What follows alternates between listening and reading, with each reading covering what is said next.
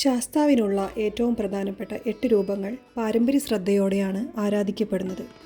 ഇവയെ അഷ്ടശാസ്താക്കന്മാർ എന്നും വിളിക്കുന്നു.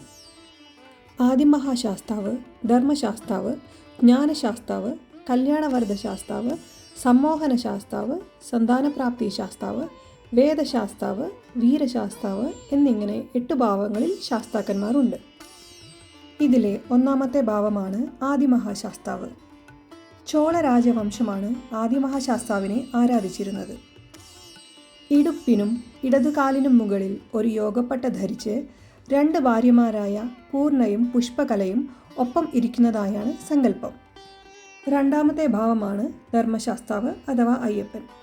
കേരളത്തിൽ പൊതുവെ നാം കാണുന്നതും വളരെ പ്രചാരത്തിലുള്ളതുമായ ആരാധനാമൂർത്തിയാണ് അയ്യപ്പൻ. അയ്യപ്പനെ നമ്മൾ ബ്രഹ്മചാരിയായാണ് ആരാധിക്കുന്നത്. മൂന്നാമത്തെ ഭാവമാണ് ധർമ്മശാസ്താവ്.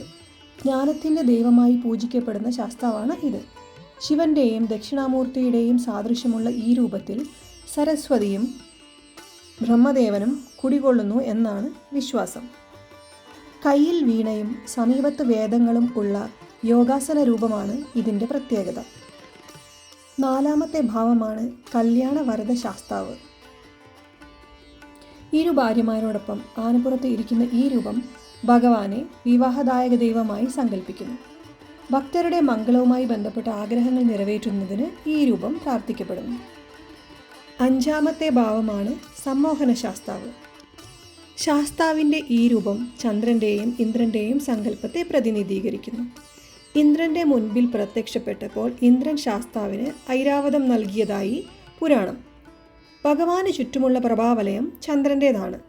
ഈ സ്വരൂപം ഉത്തമ ദാമ്പത്യവും സകല ഐശ്വര്യവും നൽകുന്നതിനായി സഹായിക്കുമെന്ന് പറയപ്പെടുന്നു.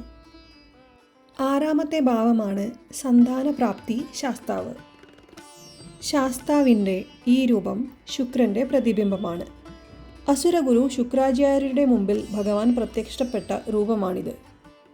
ദശരഥ മഹാരാജാവിൻ്റെ പുത്രകാമേഷ്ടി യജ്ഞത്തിൽ ഉപനിഷത്തിലൂടെ പരാമർശിച്ച രൂപമാണിതെന്നാണ് വിശ്വാസം.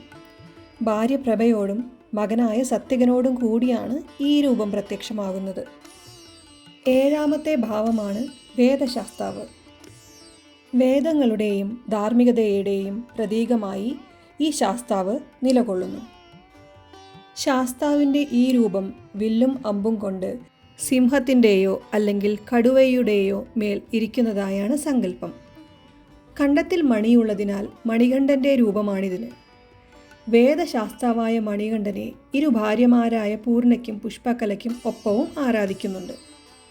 എട്ടാമത്തെ ഭാവമാണ് വീരശാസ്താവ്. കുതിരപ്പുറത്ത് സവാരിയുള്ള യോദ്ധാവിൻ്റെ രൂപത്തിലാണ് വീരശാസ്താവ് പ്രത്യക്ഷപ്പെടുന്നത്.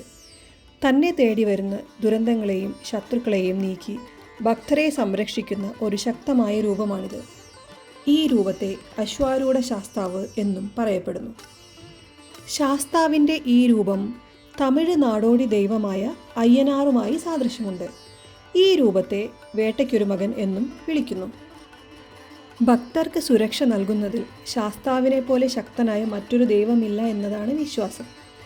എല്ലാ രാത്രിയും ഗ്രാമത്തിലൂടെ ശാസ്താവ് സവാരി നടത്തുകയും തൻ്റെ പ്രദേശത്ത് പ്രവേശിക്കുന്ന ദുഷ്ടശക്തികളെ ഇല്ലാതാക്കുകയും ചെയ്യുന്നുവെന്നാണ് വിശ്വാസം. ഭക്തരിൽ സദ്ഗുണവും ധാർമ്മികതയും ഉള്ളവരെ മാത്രം ശാസ്താവ് സംരക്ഷിക്കുന്നു. ക്ഷമയുടെയും സുരക്ഷയുടെയും പ്രതീകമായ ഈ ഭാവങ്ങളിൽ എല്ലാ ദുരിതങ്ങൾക്കും പരിഹാരം നൽകിയ ദൈവമായി ശാസ്താവ് ചരിത്രത്തിലൂടെയും ഭക്തിയുടെ ലോകത്തിലൂടെയും അജേയനായി നിലകൊള്ളുന്നു. കേരളത്തിലും ദക്ഷിണേന്ത്യയുടെ പല ഭാഗങ്ങളിലും ആരാധിക്കപ്പെടുന്ന ഒരു പ്രധാന ഹൈന്ദവ മൂർത്തിയാണ് ശാസ്താവ്. പന്തള രാജകുമാരനായ അയ്യപ്പൻ അഥവാ മണികണ്ഠൻ ശാസ്താവിൽ ലയിച്ചു ചേർന്നു എന്നതാണ് സങ്കല്പം. ഹൈന്ദവ വിശ്വാസപ്രകാരം ഹരിഹരപുത്രനായ ധർമ്മശാസ്താവിൻ്റെ അവതാരമാണ് അയ്യപ്പൻ. അയ്യൻ, മണികണ്ഠൻ, ഭൂതനാഥൻ, ശബരിഗിരീശൻ, അയ്യനാർ, വില്ലാളിവീരൻ, ശനീശ്വരൻ, ചാത്തപ്പൻ എന്നീ പേരുകളിലും അയ്യപ്പൻ അറിയപ്പെടുന്നു.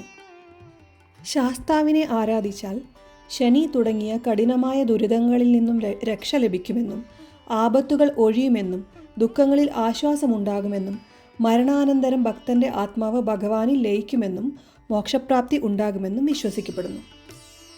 ഗൃഹത്തിൻ്റെയും നാടിൻ്റെയും സമ്പൽ സമൃദ്ധിക്കും ഐശ്വര്യത്തിനും നല്ല വിളവ് ലഭിക്കാനും മഴ ലഭിക്കാനും അതിവർഷം ഉണ്ടാകാതിരിക്കാനും ദുരിതങ്ങൾ മാറാനും ശ്രേയസ്സിനും സൽസന്താനമുണ്ടാകാനും വേണ്ടിയാണ് അയ്യപ്പൻ പാട്ട് നമ്മൾ നടത്തുന്നത്.